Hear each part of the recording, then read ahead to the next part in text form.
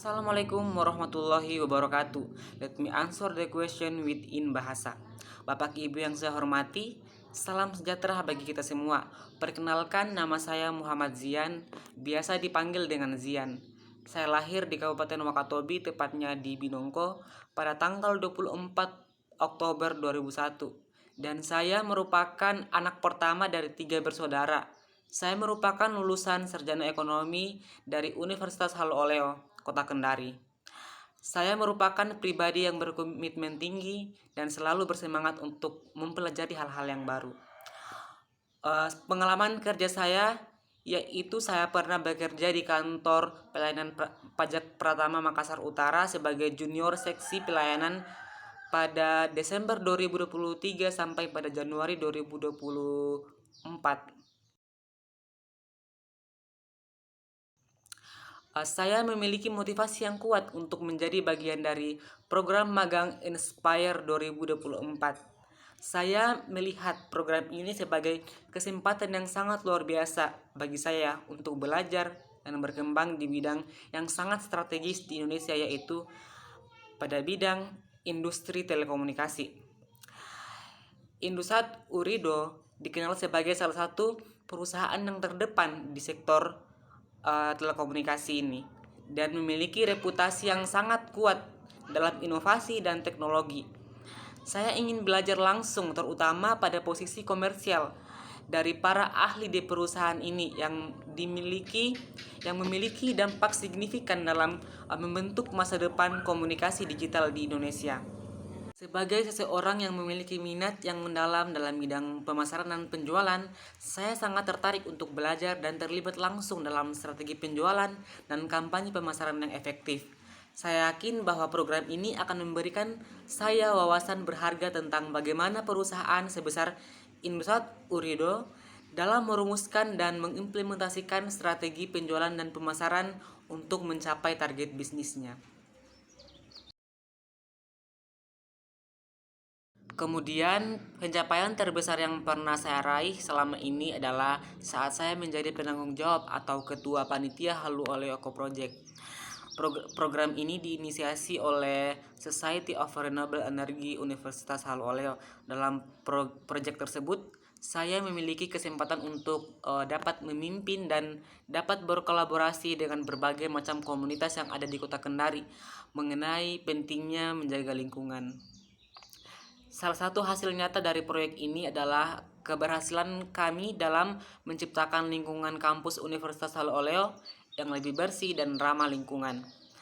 Pencapaian ini tentunya meninggalkan kesan yang besar bagi diri saya karena proyek ini tidak hanya melibatkan kerja keras dan koordinasi dari berbagai pihak yang terlibat, tetapi juga karena dampak positif yang langsung dirasakan oleh masyarakat kampus dan komunitas sosial di Kota Kendari yang dapat dilihat. Saya melihat perubahan nyata dalam kesadaran dan kebiasaan warga kampus Universitas Halu Oleo terhadap pengelolaan sampah dan pelestarian lingkungan. Para mahasiswa dan mahasiswi di Universitas Halu Oleo lebih aware terhadap kebersihan lingkungan sekitar kampus. Saya bisa mencapai pencapaian ini karena melakukan berbagai langkah-langkah yang strategis dalam pengalaman saya ini, yaitu yang pertama, menyusun rencana yang jelas dan terukur, termasuk untuk target-target yang spesifik dan ingin dicapai dalam proyek ini. Kemudian yang kedua, kerjasama dengan berbagai komunitas untuk mendukung dan memperluas jangkauan program edukasi lingkungan yang kami lakukan. Kemudian yang ketiga itu mengkampanyekan kesadaran lingkungan bagi mahasiswa dan masyarakat atau komunitas yang ada di Kota Kendari.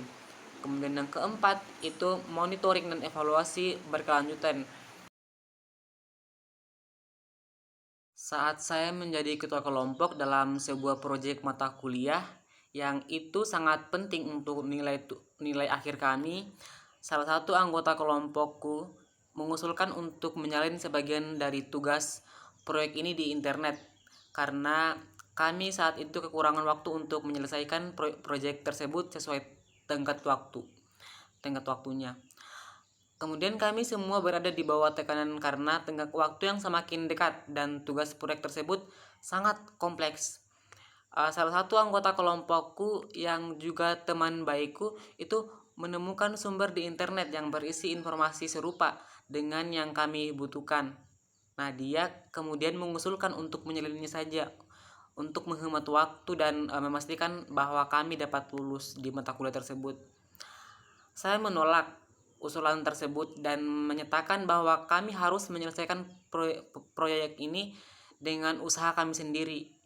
Meskipun berarti bahwa kami harus bekerja lebih keras untuk dapat memungkinkan, maka kami harus begadang untuk dapat menyelesaikannya.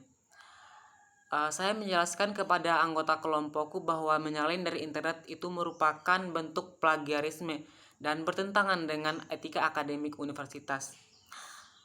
Saya percaya bahwa kejujuran dan integritas akademik adalah hal yang sangat penting. Mengerjakan proyek dengan jujur itu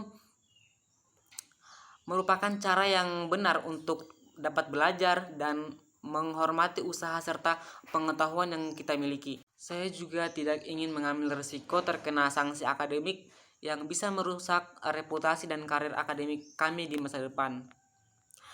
Keputusan saya itu membuat beberapa anggota kelompok tidak senang karena harus bekerja lebih keras. Kami harus begadang beberapa malam untuk menyelesaikan proyek tersebut pada tepat waktu. Namun kerja keras kami membuahkan hasil. Akhirnya kami berhasil menyelesaikan proyek ini dengan baik dan mendapatkan nilai yang cukup memuaskan. Selain itu, kami belajar dengan banyak dari proses tersebut dan saya merasa bangga karena kami mencapai hasil tersebut dengan usaha kami sendiri. Dosen kami juga mengapresiasi kejujuran dan kerja keras kami.